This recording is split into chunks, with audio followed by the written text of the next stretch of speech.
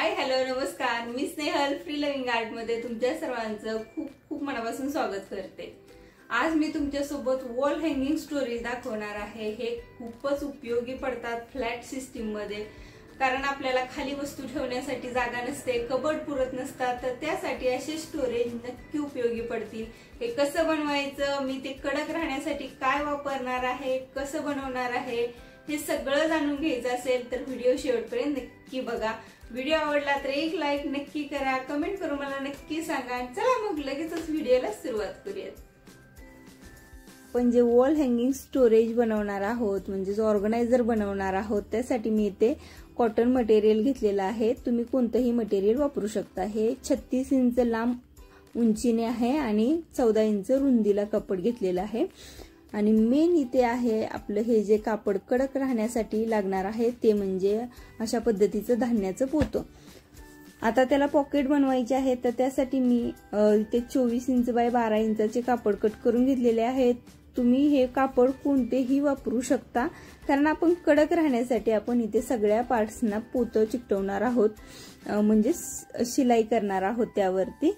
तुम्ही ते जर वापरणार नसाल तर तुम्ही इथे कापडी कॅनव्हास वापरू शकता, किंवा जे स्कर्ट मध्ये घालण्यासाठी कॅन येतं ते कॅन सुद्धा तुम्ही इथे वापरू शकता। पण मला वाटतं की प्रत्येकाच्या घरामध्ये अशा पद्धतीचं जे धान्याचं पोतं असतं ते मिळतं।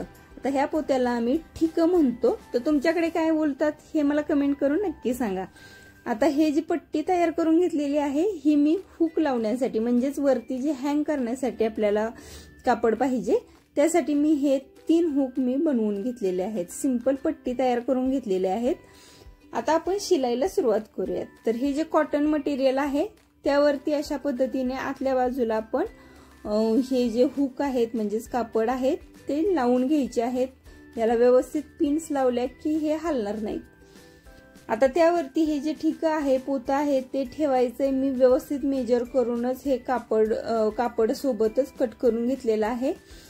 तर आता हे तिन्ही बाजूंनी आपण शिलाई देऊन घेऊया, आणि हे जे खालचा मोकळा भाग आहे त्यातून आपण हे कापड पलटवून घ्यायचं आहे।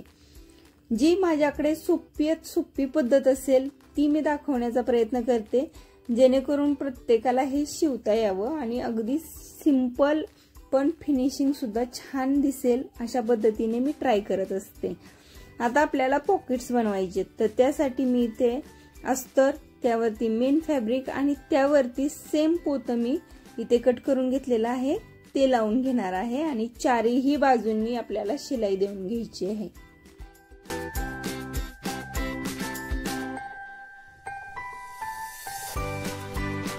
या बाजूंनी शिलाई देऊन घेतलेली आहे। आपलं मेन फॅब्रिक आहे ते आतमध्ये आहे, अस्तर आणि जे पोतं आहे ते बाहेरच्या बाजूने आहे। आता हे जे 2 कॉर्नर्स आहेत त्यावरती आपल्याला 4.5 इंच बाय 4.5 इंचाचा कप्पा म्हणजेच एक चौकोन कट करून घ्यायचा आहे। सेम दुसऱ्या बाजूनी सुद्धा मी सेम कट करून घेणार आहे। तुम्ही 5 इंच बाय 5 इंचाचं सुद्धा कट करून घेऊ शकता। आता हे जे मेन फॅब्रिक आहे ते बाहेर येईल अशा पद्धतीने आपल्याला हे पलटवून घ्यायचं आहे। अगदी सिंपल आहे आणि ह्या सगळ्या शिलाई आतमध्ये जातात, यामुळे फिनिशिंग छान येतं आणि दिसायला सुंदर दिसतात।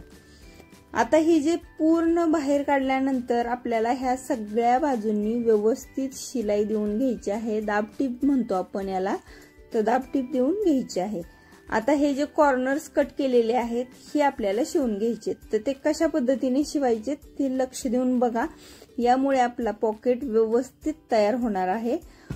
सेम मी अशा पद्धतीनेच जी आपण टिफिन बॅग बघितली होती तिथे पण मी अशा पद्धतीने दाखवलेलं होतं, पण तुम्हाला जर व्यवस्थित हा पॉकेट कसा बनवायचा हे बघायचं असेल तर लक्ष देऊन बघा आणि तुम्ही नक्की ट्राय करा। आता आपण हे जे शिलाई दिलेले आहेत हे आतमध्ये घालूया आणि बाहेर कापड काढून घेऊया। सेम आता आपण जे टिफिन बॅग साठी आपण वरून शिलाई दिलेल्या होत्या कॉर्नर्स पासून वरपर्यंत, तशाच सेम इथे सुद्धा देऊन घ्यायच्या आहेत। मी डिटेल मध्ये तुम्हाला दाखवते जेणेकरून तुम्हाला प्रत्येकाला शिवता यावं। तर दोन्ही बाजूंनी सेम शिलाई देऊन घेतल्यानंतर खालची जी बाजू आहे त्याला सुद्धा सेम आपल्याला इथे टिप देऊन घ्यायची आहे, आणि असा आपला पॉकेट तयार होणार आहे। पण इथे जो वरचा भाग आहे तो थोडासा मला लोंबकळल्यासारखा म्हणजे सेम अंतरावरती असल्यामुळे थोडंसं मोठा वाटतोय। तर कधी कधी तुमच्या सोबतच मला सुद्धा काही गोष्टी समजतात शिलाई करता करता, तर तिथे आपण अशा टायमिंगला काय काय वेगळं करू शकतो म्हणून मी विचार केल्यानंतर अशा पद्धतीने मी टिप देऊन घेतलेली आहे। अर्धा इंच मी फोल्ड करून अशा पद्धतीने टिप देऊन घेतलेली आहे की जेणेकरून याची डिझाईन सुद्धा वाटावी आणि आपलं जे काम आहे ते सुद्धा व्यवस्थित व्हावं। आता आपला हे जे स्टोरेज पॉकेट आहे तो तर रेडी झालेला आहे शिवून।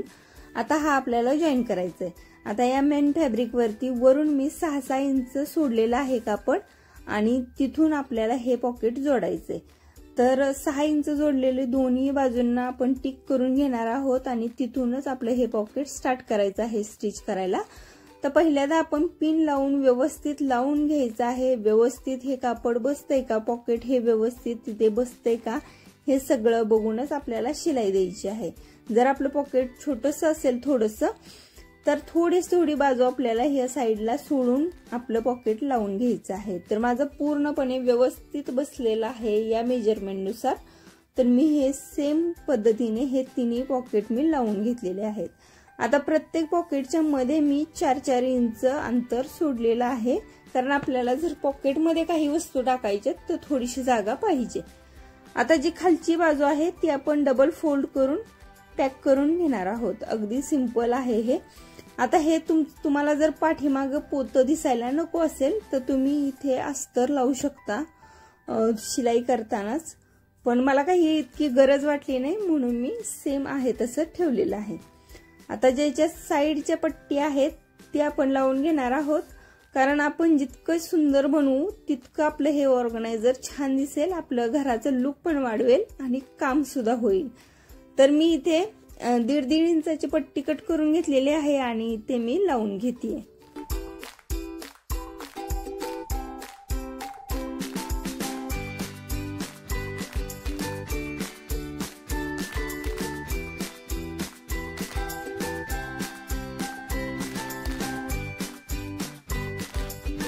साइड होऊन तर पट्टी लावून घेतलेली आहे, सुंदरच दिसायला लागलेला आहे। पण अजून काय करू शकतो तर आपण अशी काहीतरी छानशी लेस सुद्धा याला लावू शकतो। अगदी सिंपल पद्धतीने तुमच्याकडे जर लेस असेल तर लावू शकता, नसेल तर आहे तसं सुद्धा ऑर्गनायझर वापरू शकता। तर आपलं हे फायनल लुक याचा बघा, तुम्हाला कसं वाटलं हे ऑर्गनायझर, तुम्हाला उपयोगी वाटतंय का, अशा पद्धतीचे व्हिडिओ आवडतील का हे मला कमेंट करून नक्की सांगा। व्हिडिओ पाहिल्याबद्दल खूप खूप धन्यवाद।